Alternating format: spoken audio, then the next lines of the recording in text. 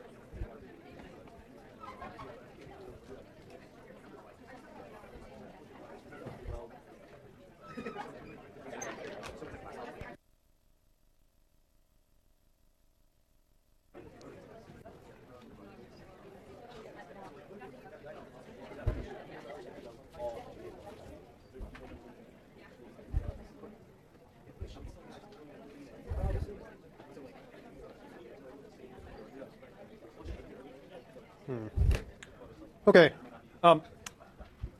In a moment, I will go back to where I was at the end of the previous lecture last Thursday, which is about Malthus. So, but first, any thoughts or reactions to the movie? Yeah. I found it interesting and also kind of there's a bit of hope in the fact that the pilot understood what he was doing, but it was more of he needs income or for whatever reasons he justifies his doing these things, bringing arms into Africa and taking their goods out. That he doesn't want that, but as he said, I don't know how to change it, how to make everyone more happy. So in that sense, I mean, these people aren't just like horrible degraded. They don't care about anything, but there's a human there. But he's in a situation that I don't claim to judge or understand fully. But I just saw hope in the fact that despite his actions, he had good intentions. Okay, interesting, and he finds an array of hope at the end of the movie in the fact that the pilot appears to understand that what he's doing is not exactly something he's proud of, and he wishes perhaps things were different, but he's not sure how to change them. Yeah. Okay, the corruption at the global scale makes her feel powerless. Okay.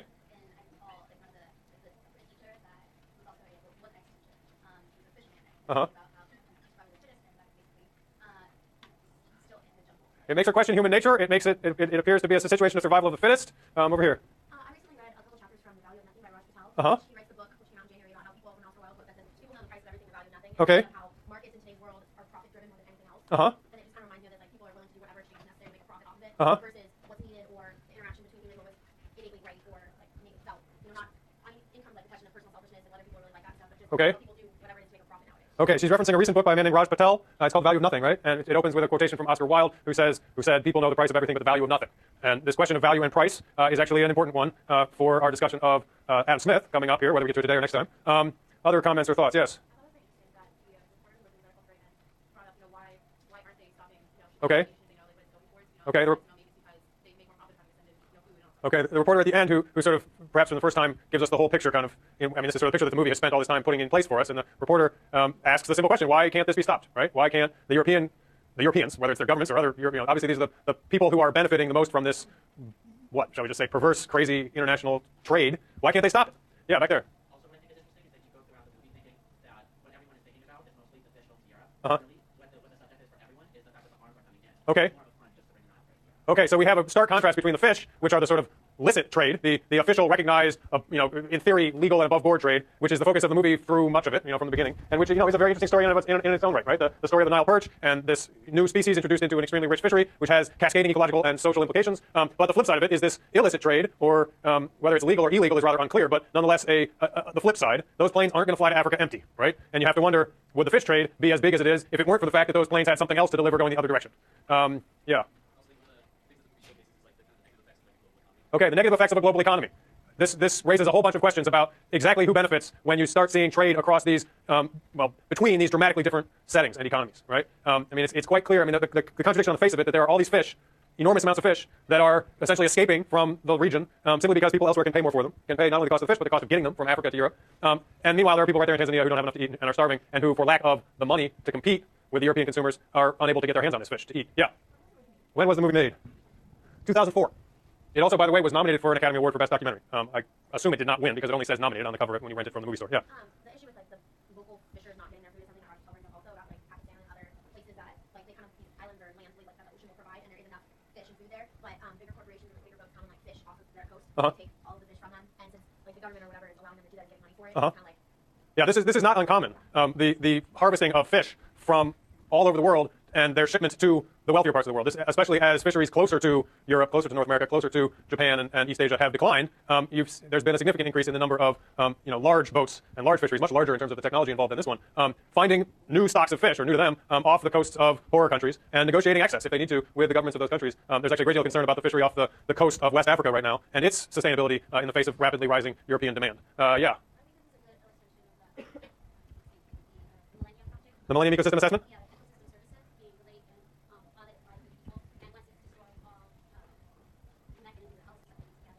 Okay.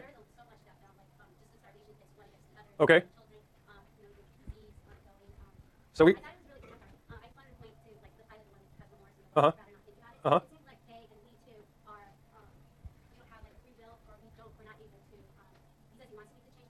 Okay.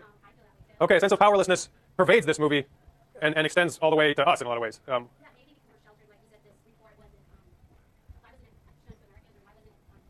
Oh, the Millennium Ecosystem Assessment. Yeah, it's interesting. You definitely take Lake Victoria and think about the things it produces, the things it sustains, and ask, exactly what happens when, instead of being a fishery that supplies food to local people, which may well have markets involved. May well involve people selling the fish and other people buying them and people getting paid to process the fish, that sort of thing. There's an economic measurement in dollars or shillings there. But what happens if it actually turns into an international trade and you essentially have the people of Tanzania competing with the people of Europe or other places?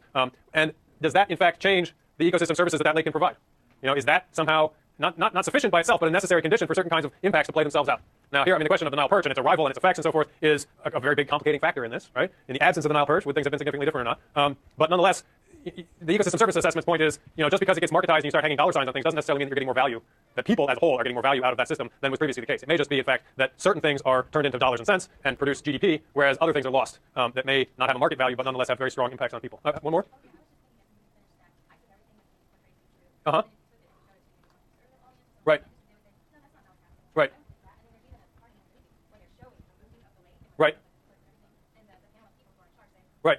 Right. It's an interesting question. How persuasive is this movie? It's a documentary. It seems awfully persuasive. On the other hand, it's clear that there are some people, some of them in the movie, who would dispute the picture painted by the movie, or who would emphasize different things, or who look at it and see very different things, right? So there are some of the government officials from the European Union and also from Tanzania who look at this and say, this is great. We have jobs, we have capital coming in, we have markets, we're selling. This is a huge export for Tanzania. It's a source of hard currency, which they probably need from the perspective of the national economy, and it must be good. Who was in the panel? Not by name. I can think of two in there. One is the sort of trade officials and government officials from the EU and also from Tanzania who clearly are defending this as a step forward, right? And then there's also the meeting of the IUCN. You know what the IUCN stands for? The International Union for the Conservation of Nature. Those are the folks who put up the documentary about the Nile perch. And they are presumably scientists who are concerned about the situation from the perspective of biodiversity and the well-being of that ecosystem. And for them, the problem is the Nile perch, right? And the fact that it is decimating the native fish populations of the lake. And that is a common story. There are plenty of systems in the world where scientists are concerned about the effects of invasive species and the degradation of biodiversity due to invasive species. But it's interesting that that's the perspective that they see, right? Or that's from which they look at the situation. And a great deal of the movie would essentially be invisible viewed through that lens alone. Okay, last one, and then I think I should get back to the lectures. Yeah. Yes.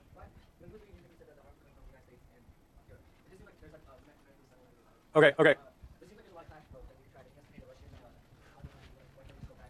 Why is the arms trade not more easily tracked?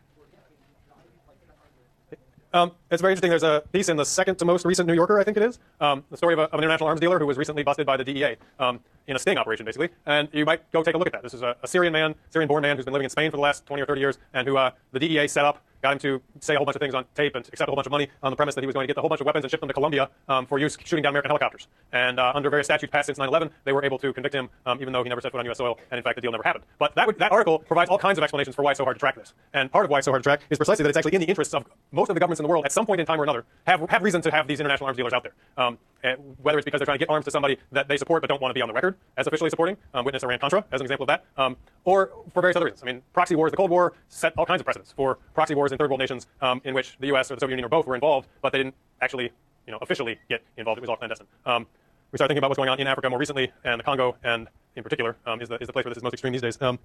Yeah, it seems on the face of it like it ought to be trackable, and I bet a lot of it is tracked, but that doesn't necessarily mean that that those same people who are tracking it actually have interest in stopping it or the ability to stop it. All right, we have to stop. Have you got something on this? Okay, all right. I expect that you'll have time in section to take this discussion further, okay? And I would do that myself right now, except I also feel somewhat as though we have a lot of other material that we need to cover, and I'd like to make sure that we at least make some headway. There are only 25 minutes left today. Anyway, so where was I last time? If you'll remember, last time I had gotten to here. And the point that I want to draw from this, I want to just draw your attention to the Poor Laws as a very important part of the context in which Malthus was writing. And the Poor Laws were grounded in a sort of older moral economy, according to which if someone didn't have food, the proper thing to do was to give them some food, to feed them. And the parish relief system was designed to do that, basically on the premise that, there are people who, for whatever reason, don't have enough to eat, and it's a sort of Christian charity alone dictates that something ought to be done to help them. Have you got a question? Oh boy. When I say moral economy, what do I mean exactly? That's something that one could spend a lot of time talking about. The term moral economy in this context, let me just suggest that it's a shorthand for the idea that that people have moral claims that have economic ramifications or manifestations, right? And it's contrasted with an economy that is entirely sort of amoral or makes no allowance and simply says no, it's about supply and demand, and you just let the market do its thing. And in many ways, that's precisely the contrast that Malthus represents a kind of turning point in, right? What Malthus, the point in time he was writing, there was all this concern about the fact that the Poor Laws weren't working. Right? There were these systems that were intended to ensure that poor people got what they needed, but they appeared to be having the effect of causing there to be more poor people overall in any event. Right? And the argument basically became that in feeding these people, you were in fact actually just ensuring that they would continue to be hungry, continue to be poor. Now, exactly how that happened was something nobody really quite understood at that point. And that was part of why it was such a big debate. And in many ways, what Malthus represents is the coming together of economics as a separate discipline, a separate field of inquiry, interested in this thing called the market, which the hope was that we might be able to understand it. If we studied it scientifically, we could make sense of the market and understand its laws. There was a very strong notion that if we could understand its laws, then we could work with it, control it, guide it, regulate it. And the point I'm trying to stress is this is a new thing, to take the economy and think of it as somehow a separate reality, and to ground decisions about food and policies for the poor, not in a moral economy, not in Christian principles of charity and virtue, but instead in a kind of science of the market. In many ways, Adam Smith gets this ball rolling. Malthus embodies its consolidation, right? He not only thinks about this stuff, he gets a job thinking about this stuff. And he puts this discipline on the map. Not him alone, obviously, but he represents the coming into being of this discipline as the science of the market.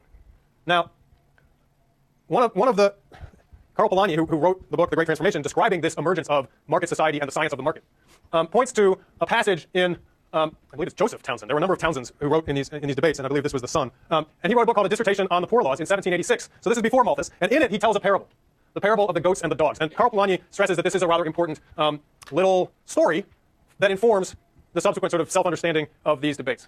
What's the parable of the goats and the dogs? It concerns an island somewhere out in the ocean, presumably the Atlantic Ocean. I believe it was a very small island. And it was during the time when the Spanish and the Portuguese were at ongoing constant battle with each other for control of the high seas and control of the valuable trade routes linking Africa and North America and Europe. And one of these two armies, I don't remember which, decided that they would stop at this small island and put some goats on it. And the idea was that way, in subsequent journeys, if they were running short of food, they could land on the island and harvest some goats and feed themselves.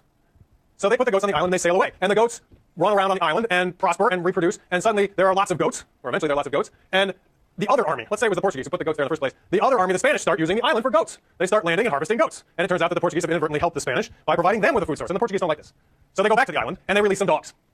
And the dogs go to town on the goats, and eat them up, and bring that population back